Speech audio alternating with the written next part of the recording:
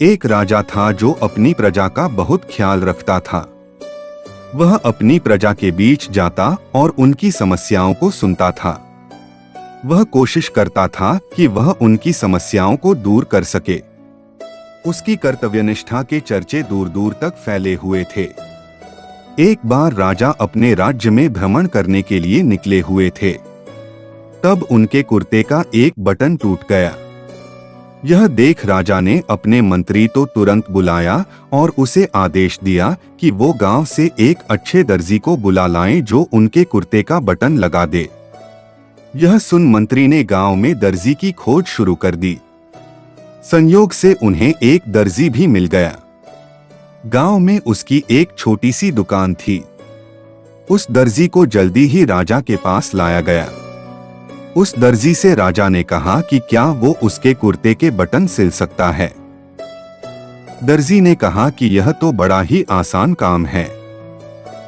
दर्जी ने अपने थैले से धागा निकाला और कुर्ते का बटन लगा दिया। राजा बेहद खुश हुआ और उससे पूछा कि वो उन्हें कितने पैसे दे। इस पर दर्जी ने कहा कि इतने से काम के लिए वो पैसे नहीं ले सकता है। इस पर राजा ने कहा कि वो इसकी कीमत जरूर देंगे।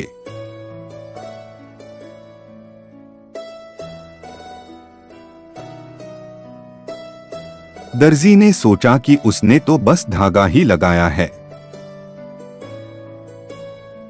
तो उसके 2 रुपए मांग लेता हूं। फिर दर्जी ने सोचा कि कहीं राजा यह न सोचे कि इतने से काम के 2 रुपए तो गांव वालों से कितना पैसा लेता होगा। यह सब सोच समझकर दर्जी ने कहा कि वो इतनी इच्छा से जो भी देंगे वो ले लेगा। यह सुन राजा ने अपनी हैसियत के मुताबिक उसे 2 गांव देने का फैसला किया। राजा ने कहा कि कहीं समाज में उसका रुतबा छोटा न हो जाए, इसलिए उसने यह आदेश दिया। दर्जी ने मन में सोचा कि कहाँ तो वो 2 रुपए मांग रहा था और इसलिए उसने यह आदेश दिया। दर्जी ने मन में सोचा कि कहाँ तो वो 2 रुपए मांग रहा था और कहाँ वो 2 गांव का मालिक बन गया। सीख, इस कहानी से हमें यह सीख मिलती है कि हम सभी अपनी क्षमता के अनुसार सोचते हैं, लेकिन भगवान हमें अपने हिसाब से सब कुछ देते हैं।